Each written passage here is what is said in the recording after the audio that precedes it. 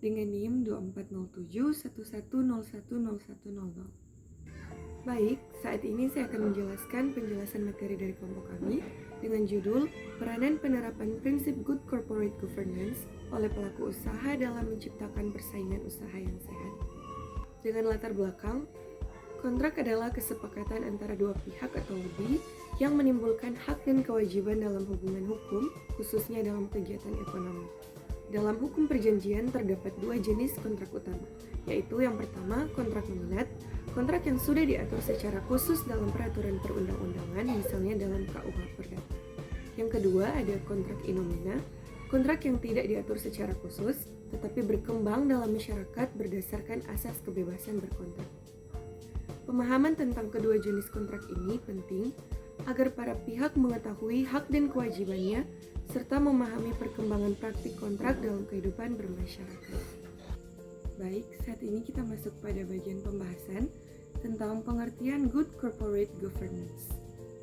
Good Corporate Governance merupakan suatu sistem yang mengatur dan mengendalikan perusahaan agar berjalan sesuai dengan prinsip-prinsip yang telah ditetapkan serta memperhatikan kepentingan para pemangku kepentingan atau stakeholders.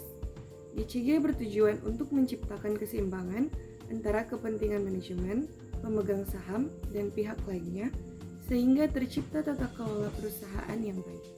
Selain itu, GCG juga dipahami sebagai suatu mekanisme yang mengarahkan dan mengendalikan perusahaan agar beroperasi secara transparan, akuntabel, serta sesuai dengan peraturan perundang-undangan yang berlaku. Dengan demikian, penerapan GCG menjadi sangat penting dalam menjaga keberlangsungan usaha dan meningkatkan kepercayaan publik terhadap perusahaan. Baik, kita masuk pada tujuan dan manfaat penerapan GCG bagi pelaku usaha. Penerapan GCG memberikan berbagai manfaat bagi pelaku usaha, antara lain untuk meningkatkan kepercayaan investor, memperbaiki kinerja perusahaan, serta mencegah terjadinya praktik-praktik penyimpangan dalam dunia usaha.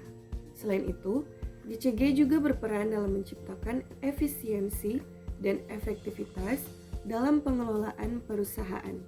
Dengan adanya penerapan GCG, perusahaan akan lebih mudah dalam memperoleh akses pembiayaan karena memiliki tingkat kepercayaan yang tinggi dari pihak eksternal. Di samping itu, penerapan GCG juga dapat meminimalisir risiko terjadinya konflik kepentingan yang dapat merugikan perusahaan maupun pihak lain. Baik, kita masuk pada penerapan prinsip GCG oleh pelaku usaha.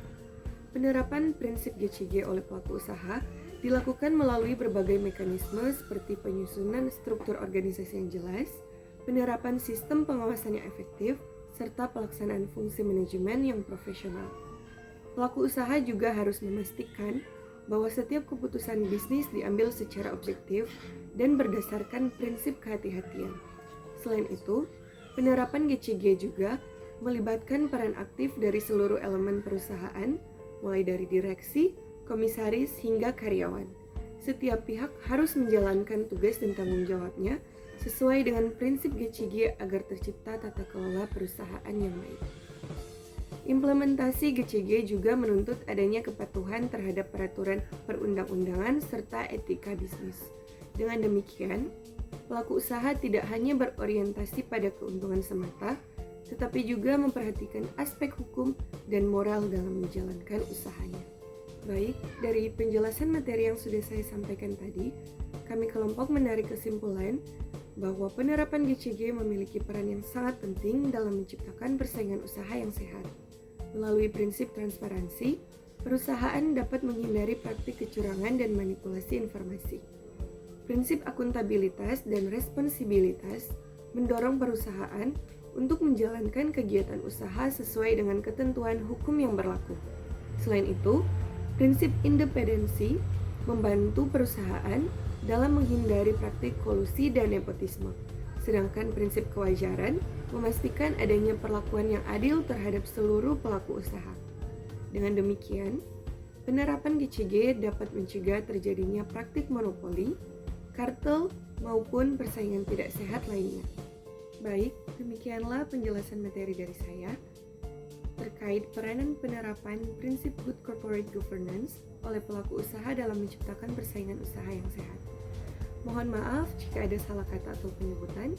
Terima kasih sudah menonton. Tuhan Yesus memberkati. Bye-bye.